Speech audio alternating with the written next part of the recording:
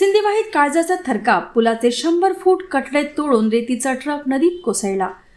सिंदेवाही पळसगाव मार्गावर शनिवारी पहाटे मृत्यूने जणू घालच घातला। सावली तालुक्यातील साखरा रेती घाटावरून नागपूरकडे जाणारा एक भरधाव ट्रक बोकोडोह नदीच्या पुलावर अनियंत्रित झाला। पुलाचे तब्बल 100 फूट संरक्षक कठडे अक्षरशः चकनाचूर करत हा ट्रक थेट नदीपात्रात कोसळला।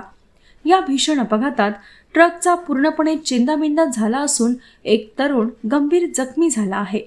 मिळालेल्या माहितीनुसार पहाटे 5 ते 6च्या दरम्यान हा ट्रक सिंदेवाहीवरून तळोदी मार्गे जात असताना पळसगाव जाट जवळील बोकोडोह पुलावर पोहोचला।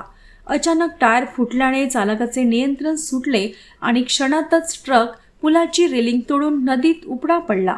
या अपघातात मदतनीस फारुख शेख रियाज शेख वय वर्ष 24 राहणार खरबी नागपूर हा गंभीर जखमी झाला असून त्याला तातडीने नागपूरला हलवण्यात आले आहे।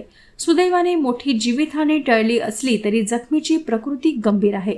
सिंदेवाही पोलिसांनी घटनेचा पंचनामा केला व चालक संदीप गुप्ता वय वर्ष 29 राहणार खरबी नागपूर याच्यावर गुन्हा दाखल केला असून ठाणेदार कांचन पांडे यांच्या मार्गदर्शनाखाली पुढील तपास सिंदेवाही पोलीस करत आहेत।